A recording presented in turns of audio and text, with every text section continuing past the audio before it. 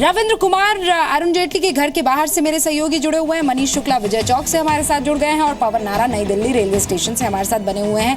Good morning आप सभी को। सबसे पहले रविंद्र, आपसे मेरी इससे पहले जब बात हुई थी और दर्शकों तक आपने बात पहुंचाई थी कि आखिरी फैसला स्पीकर को लेना है लोकसभा की, क्या जानकारी आपको मिल रही है? देखिए रुका, अभी स्पीकर ऑफिस से जो बात हुई है और वहाँ से जो अभी तक जानकारी दी गई है, कुछ ही देर में, यह ऑफिशियल लाइन यही बोला गया, कुछ ही देर में स्पीकर महोदया फैसला लेगी कि इसे पोस्टपोन किया जाए या फिर बजट को आज ही पेश किया जाए। लेकिन जैसा कि संतोष गंगवार ने भी कहा, उन्होंने कहा कि कल तक के लिए पोस्टपोन किया जा सकता है, हम लोग तैयार हैं। और जो संसदीय कार्य मंत्री मुख्तार अब्बास नकवी से भी हमारी बात हुई, यही लाइन उन्होंने भी कहा कि जो भी स्पीकर फैसला लेंगी सरकार उसके लिए तैयार है। बजट पेश करने को कहेंगी, आज पेश कर दिया जाएगा।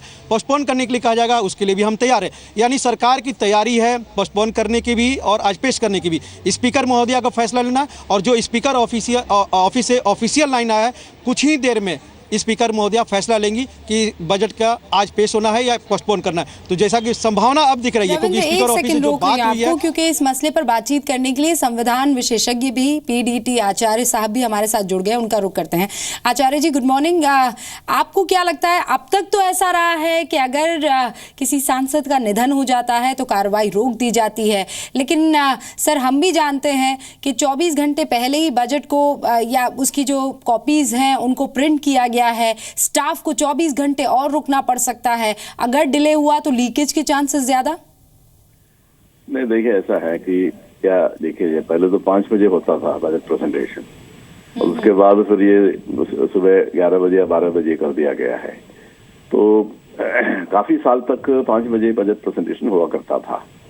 तो उसमें वो सीक्रेसी वाली बात वो तो गवर्नमेंट डिसाइड करें, लेकिन इसमें एक ऑप्शन ये हो सकता है कि जो सुबह हाउस बैठ करके ओबिचुरी रेफरेंस पास करके अडजर्न करे और 5 बजे बजट प्रेजेंटेशन कर सकते हैं। तो क्योंकि इसमें हाउस जो सिटिंग मेंबर का निधन होता है तो हाउस बाई कन्वेंशन उठ जाता है सारे दिन के लिए। लेकिन उसका मेन पर्पस यही था कि उनके प्रति आदर व्यक्त करना और जो मेंबर्स है उनको उनके घर पर जाके उनको श्रद्धांजलि देना, ये इसका पर्पस था। तो इसलिए हाउस उठता था। तो इसलिए आज भी उस कन्वेंशन का परिपालन वो कर सकते हैं। 11 बजे या 12 बजे जो भी मिलता है हाउस बैठता है और उसमें ओबिचुरी वगैरह पास करके हाउस उठ सकता है और उसके बाद 5 बजे तो दोबारा मीट करके बजट प्रेजेंटेशन हो सकता है। ये एक ऑप्शन है।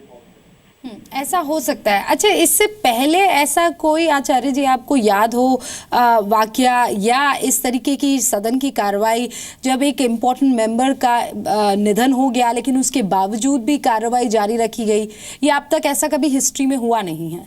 नहीं, ऐसा तो कोई ओकेशन मुझे अभी इस वक्त मेरे याद नहीं आ रहा। लेकिन ये जो है ना, ये कन्वेंशन सब लोगों ने मिल करके डेवलप किया है। इसमें कोई हार्ड एंड फास्ट रूल ऐसा कुछ है नहीं। ये तो एक जिस व्यक्ति का निधन हुआ है उनके प्रति एक आदर व्यक्त करने की बात है।